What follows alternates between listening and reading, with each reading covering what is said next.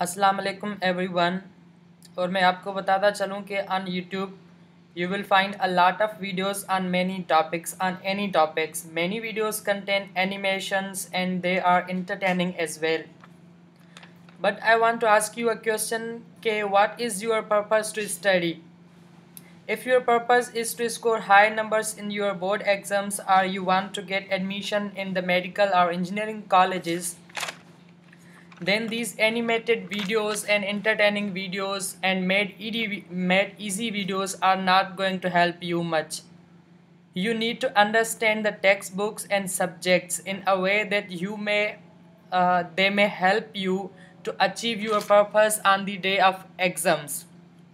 और एग्ज़ाम्स के डे पे आपसे जो चीज़ पूछी जाएगी और आपके ब्रेन में जो चीज़ रिटेन रहेगी वो ना तो वो एनिमेशंस रहेंगी और ना तो वो मेड इजी वीडियोस जो हमारे पास बहुत ही इजी तरीके से समझा देते हैं वो आपके पास हेल्प करने जा रहे हैं। अब आप लेक्चर भी अटेंड कर लेते हैं या यूट्यूब पे किसी टॉपिक पे वीडियोस भी देख लेते हैं, लेकिन जब आप घर आके वापस टेक्स्ट बुक को खोलते हैं तो आपको समझ में नहीं आता कि हमें तो इतना इजी करके इन्होंने प्लैंक्स थ्योरी समझा दी, हमें इतना इजी करके थ्योरी ऑफ रिलेटिविटी की इतनी अमेजिंग चीज़ें बता दी, लेकिन हमारे पास टेक्स्ट बुक में तो हमें वहाँ पे ऐसा कुछ तो है नहीं। और जो reality on the day of exams की अगर हम बात करें और on the day of entry test की अगर हम बात करें, जो हमारे पाकिस्तान में या इंडिया में या कहीं पे भी जो हमारे पास एडमिशन के लिए जो टेस्ट ली जा रही है, वहाँ पे अगर आप सवाल देखें तो उन सवालों में आपकी ना कोई वो एनिमेशंस की कोई यूज़ है और ना ही किसी और मेड इजी वीडियोस की कोई यूज़ है। आपसे जो पूछा जाएगा वो टेक्स्ट बुक से पूछा जाएगा, और टेक्स्ट बुक से पूछने का मकसद ये नहीं कि जो टेक्स्ट बुक में लिखा है आप उसी पे रटा लगा लें, ये बिल्कुल चीज़ नहीं है।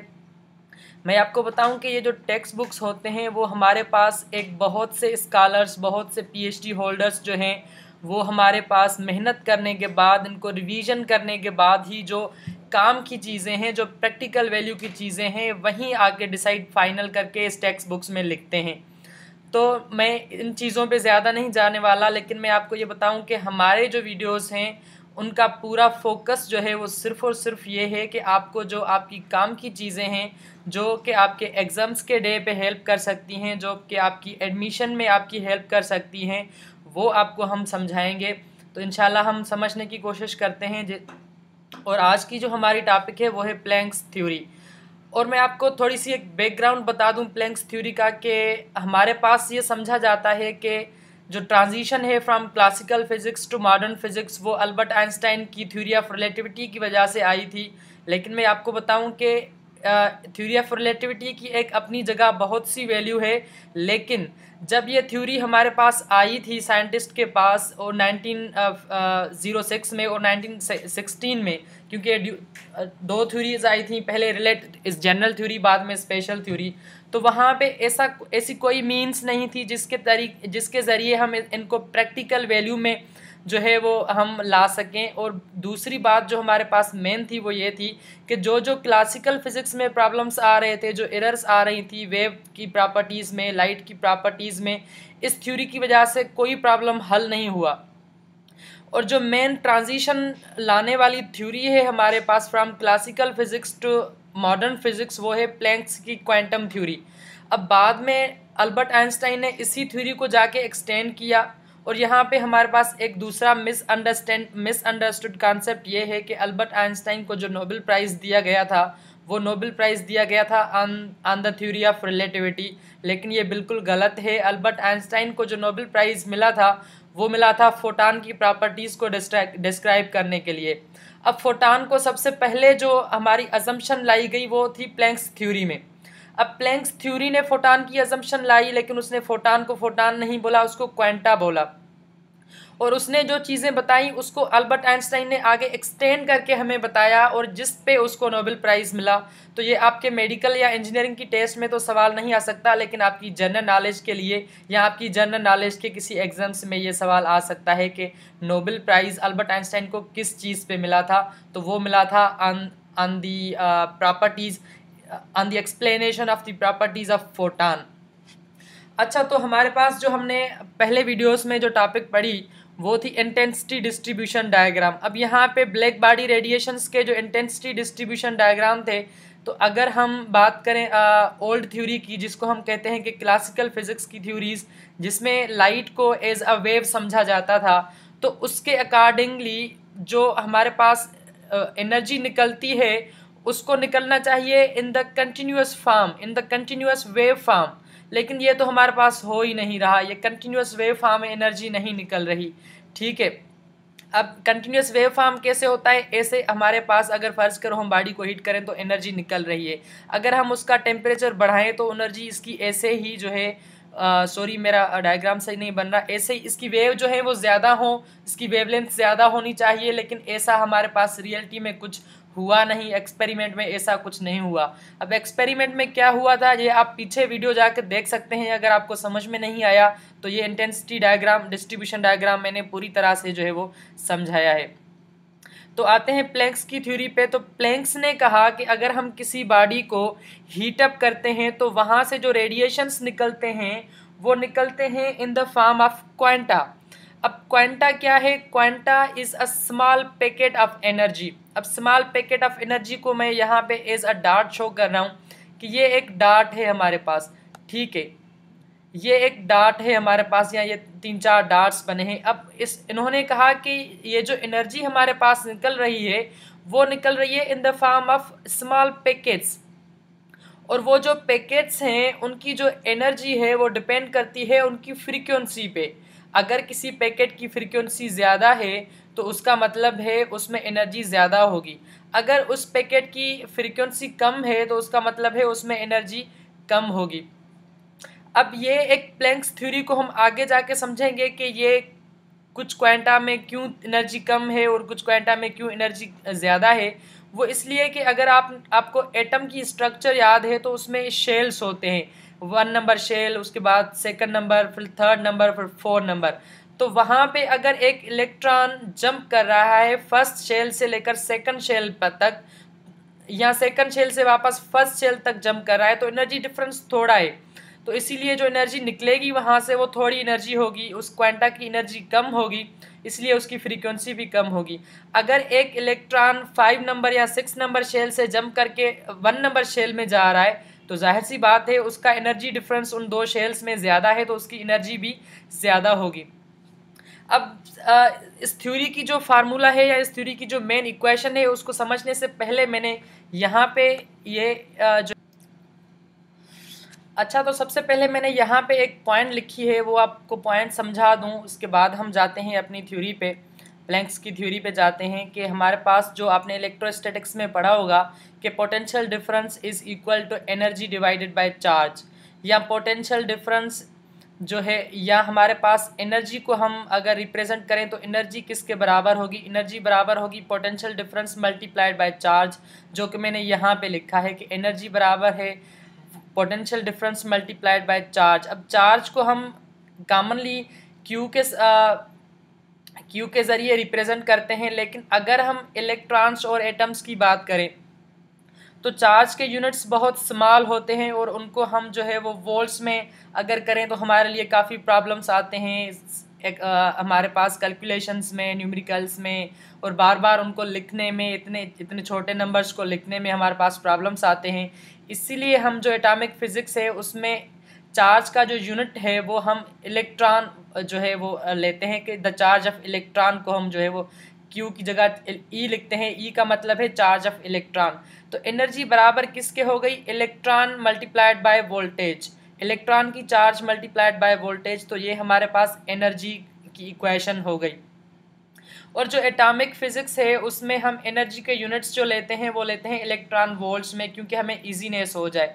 अब इलेक्ट्रॉन वोल्ट जो है वो मैं आपको बताऊं कि एक इलेक्ट्रॉन वोल्ट हमारे पास कितने जोल्स के बराबर है। तो ये आप देख सकते हैं कि 1 electron volt is equal to 1.6 into 10⁻⁻19 joules, और इन अदर वर्ड्स 1.6 टाइम्स 10⁻⁻19 जो है हमारे पास वो इलेक्ट्रॉन की चार्ज है।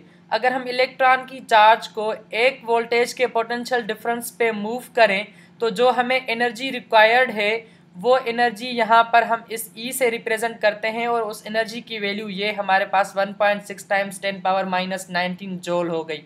अब एनर्जी का यूनिट आप जूल लिखें या इलेक्ट्रॉन वोल्ट लिखें, कोई मसला नहीं, लेकिन 1 electron volt is equal to 1.6 times 10⁻⁻19 joules. ये इनके बीच में रिलेशनशिप है और ये कॉमनली हमारे पास एटॉमिक फिजिक्स में यूज़ होता है और ये आप इसको समझ लें, इसको याद कर लें तो बेहतर है।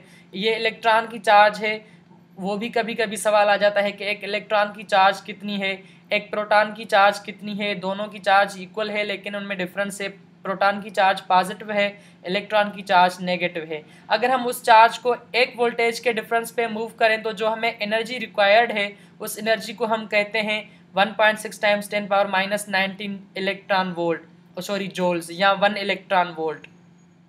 अच्छा, तो आते हैं हमारे पास प्लैंक्स थ्योरी पे। तो प्लैंक्स ने कहा कि जो क्वांटा निकलते हैं किसी बॉडी से और उनकी जो एनर्जी है, वो एनर्जी के लिए इन्होंने फार्मूला दिया और वो फार्मूला ये है हमारे पास, the energy of quanta is equal to HF।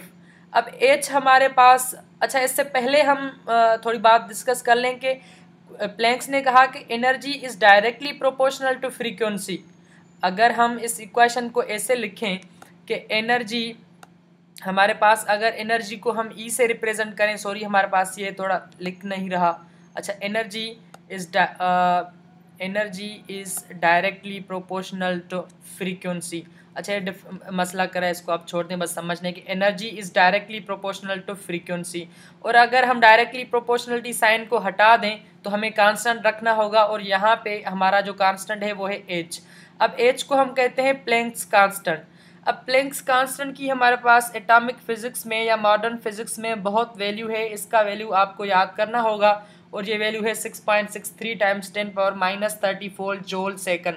कभी कभी इसका यूनिट भी आ जाता है कि प्लैंक्स कांस्टेंट का यूनिट क्या है। डायमेंशनल एनालिसिस में इसका सवाल आ जाता है कि प्लैंक्स कांस्टेंट का डायमेंशंस क्या है, और वो आप वहाँ पे जाके देख लेंगे। अच्छा, और मैं बताऊं कि प्लैंक्स क्वांटम को भी इस थ्योरी पे जो नोबेल प्राइज़ दिया गया था 1918 में। अच्छा, इसके बाद इसने जो बताया, क्वांटा बताया कि रेडिएशन जो इमिट हो रही है वो हो रही है in the form of quanta. और आगे जाके अल्बर्ट आइंस्टाइन ने इस क्वांटा को नाम दिया फोटॉन का। फोटॉन एक कुछ चीज़ नहीं है, एक रेडिएशन का रे है, एक एनर्जी का स्मॉल पैकेट है जिसको अल्बर्ट आइंस्टाइन ने फोटॉन का नाम दिया। ठीक है, अब आगे जाके हम देखेंगे कि फोटॉन की ड्यूअल प्रॉपर्टीज़ हैं, ड्यूअल नेचर है। पहले ये प्रॉब्लम हो रहा था कि फोटॉन को वेव समझा जाए या फोटॉन को पार्टिकल समझा जाए, लेकिन अल्बर्ट आइंस्टाइन ने क्लियर किया कि इसकी जो है वो ड्यूअल प्रॉपर्टीज़ हैं। Sometimes it behaves as a wave and sometimes it behaves as a particle. तो इसी चीज़ पे उसको जो है वो नोबेल प्राइज़ दिया गया था। अच्छा, अब आगे आते हैं हम, तो देखते हैं कि आगे क्या है। अब आगे यहाँ पे मैं इस इक्वेशन में बाद में जाता हूँ, ये पहले मैं आपको थोड़ी सी ये जो है वो लाइट रेज के बारे में बता दूं कि विजिबल लाइट की वेवलेंथ हमारे पास अगर टेक्स्ट बुक में देखें तो 400 नैनोमीटर से लेकर 700 नैनोमीटर जो हमारे पास लाइट है वो कॉमनली विजिबल लाइट है। विजिबल लाइट मतलब कि हम इसको अपनी आई से सेंस कर सकते हैं। अगर इससे वेवलेंथ 400 नैनोमीटर से वेवलेंथ कम होगी तो हम उसको भी नहीं देख सकते। अगर 700 से ज़्यादा होगी तो उन रेज को भी हम नहीं देख सकते अपनी आई से। अच्छा, ये इनकी फ्रीक्वेंसी है जो विजिबल लाइट है, ये टेक्स्ट बुक में नहीं है। वो फ्रीक्वेंसी है 4 times 10⁻14 to 8 times 14 into 10⁻14 cycles पर सेकंड और हर्ट्ज जो फ्रीक्वेंसी का यूनिट है। अच्छा, इसको मैं ये आपको थोड़ा एक डायग्राम दिखा दूं एक विजिबल लाइट का, कि यहाँ पे ये जो है वो विजिबल लाइट है। अब विजिबल लाइट हमारे पास रेड की फ्रीक्वेंसी सबसे कम है, वायोलेंट की फ्रीक्वेंसी विजिबल लाइट में सबसे ज़्यादा है। अगर हम वायोलेंट से ज़्यादा फ्रीक्वेंसी बढ़ाएंगे तो वो हो जाएगी अल्ट्रा वायोलेट लाइट हो जाएगी। फिर अल्ट्रा वायोलेट की अगर हम फ्रीक्वेंसी बढ़ाएं तो फिर एक्सरेज आ जाते हैं। अगर हम उससे ज़्यादा एनर्जी उसकी बढ़ाएं तो फिर हमारे पास आ जाते हैं गामा रेज। और अगर ये सवाल आ जाए कि ये सारे ऑप्शंस आ जाएं आपके पास और पूछा जाए कि सबसे ज़्यादा एनर्जी किसकी है, तो एब्सोल्युटली गामा रेज की सबसे ज़्यादा एनर्जी है। और अगर हम एनर्जी को कम करते जाएं तो पहले आती हैं इंफ्रारेड रेडिएशंस, इंफ्रारेड रेडिएशंस के बाद आती हैं माइक्रोवेव्स जो, और इसके बाद आती हैं रेडियो वेव्स। ठीक है, तो रेडियो वेव्स की फ्रीक्वेंसी सबसे कम है, इसका मतलब है एनर्जी सबसे कम है। और यहाँ पे एक नमोनिक यूज़ होता है VBGYOR, विबग्योर, जिसको हम कहते हैं। तो वो आपको पेपर्स में या किसी भी बोर्ड की एग्जाम्स में आपकी हेल्प कर सकता है कि किसकी फ्रीक्वेंसी ज़्यादा है, किसकी वेवलेंथ ज़्यादा है। ठीक है, अब हम आते हैं अपनी टॉपिक पे।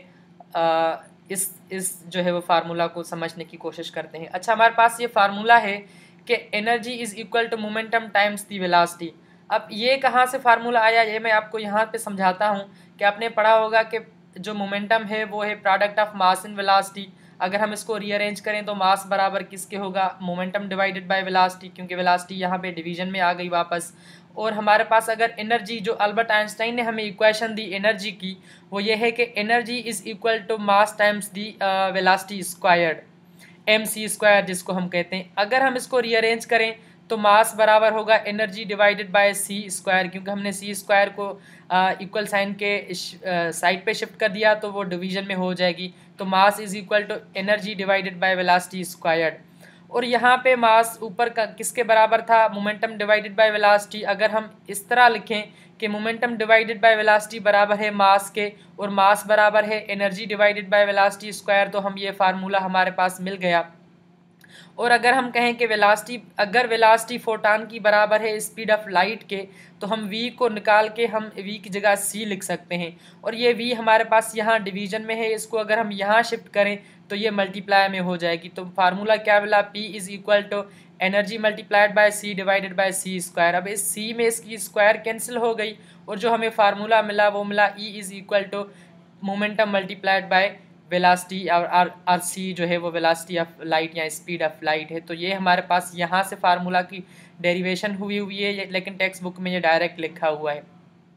अच्छा, इसके बाद अगर हम लिखें कि एनर्जी बराबर है P इंटू सी, और अगर ये हम प्लैंक्स थ्योरी के मुताबिक ये भी लिख सकते हैं कि एनर्जी बराबर है HF। ये आप देख लें यहाँ पे कि प्लैंक्स ने बताया कि एनर्जी बराबर है HF के, तो हम एनर्जी को हटा के ये HF लिख लेते हैं। ये PC बराबर है एनर्जी के, और एनर्जी को हटा के हम HF लिख देते हैं। और हम अगर इस फार्मूला को रीअरेंज करें तो मोमेंटम बराबर होगा, ये C यहाँ पे मल्टीप्लाई में है और यहाँ पे आ जाएगी तो डिवाइड में हो जाएगी, तो HF डिवाइडेड बाय C। और अगर हम C को देखें तो C क्या है, C है वेलोसिटी। और अच्छा, तो हम अगर यहाँ पे देखें कि P बराबर हो गया हमारे HF डिवाइडेड बाय C, क्योंकि हम C को यहाँ पे साइड को शिफ्ट कर दिया तो ये डिवीजन में हो गई। तो अगर हम C का रिलेशन देखें फ्रीक्वेंसी और वेवलेंथ के साथ, तो हमारे पास मिल रहा है कि wavelength is equal to velocity divided by frequency, और frequency is equal to velocity divided by wavelength, और velocity is equal to frequency multiplied by wavelength. क्योंकि हम वेवलेंथ को अगर शिफ्ट करें तो ये मल्टीप्लाई हो जाएगी फ्रीक्वेंसी के साथ, तो हम वेलोसिटी की जगह फ्रीक्वेंसी मल्टीप्लाइड बाय वेवलेंथ लिख सकते हैं। तो इस इक्वेशन में अगर नीचे हम लिखें कि HF divided by frequency multiplied by wavelength, क्योंकि हमने C को हटा के इसकी वैल्यू रख the wavelength multiplied by frequency, और फ्रीक्वेंसी में कैंसिल हो गई, बाकी जो नीचे बच गई वो बच गई वेवलेंथ। तो ये एक जो है वो हमारे पास एक इम्पॉर्टेंट इक्वेशन है। आप जो है वो इसको समझने की कोशिश करें कि मोमेंटम किसी भी फोटान का है वो बराबर है h डिवाइडेड बाय लेमडा।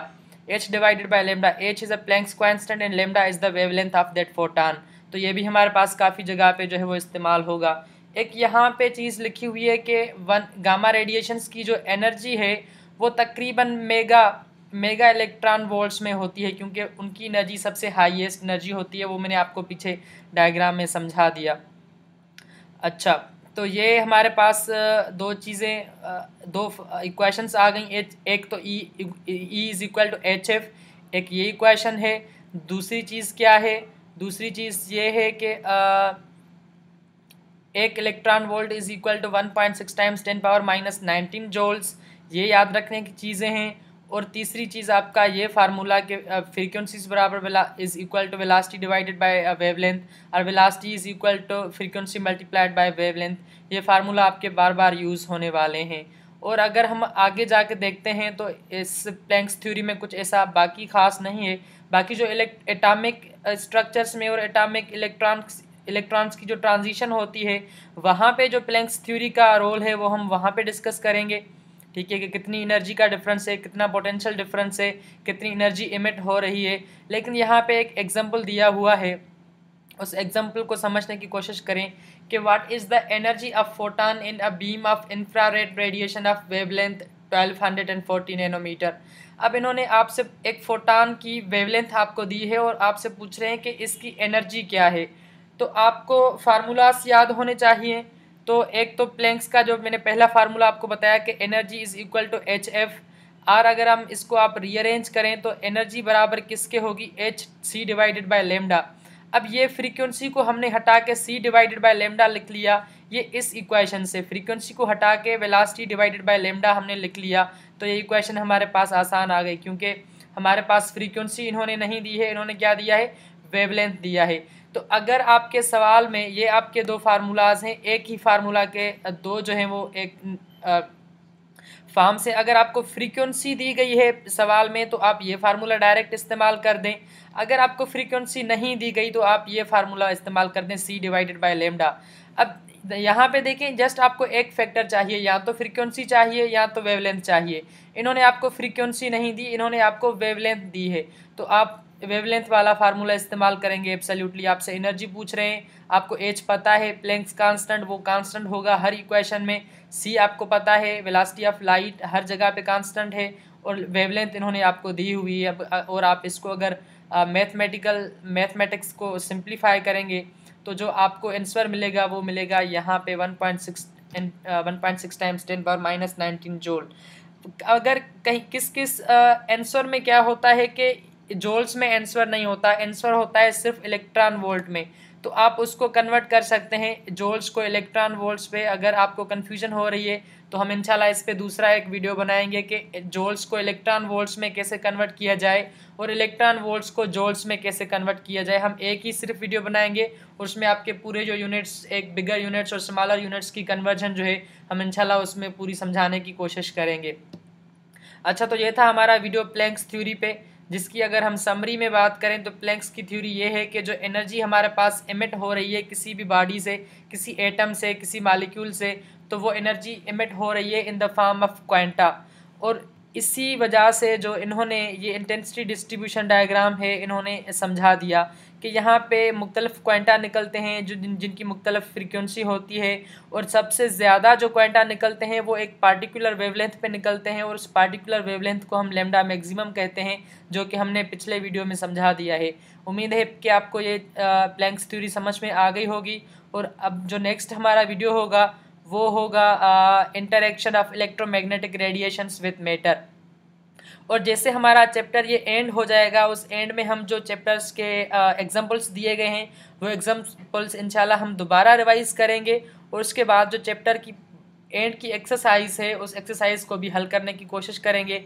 जो क्वेश्चंस हैं एक्सरसाइज में उनको भी इंशाल्लाह हल करेंगे, और जो प्रॉब्लम्स हैं एक्सरसाइज में उनको भी चैप्टर की एंड में इंशाल्लाह हम हल करेंगे। And thank you.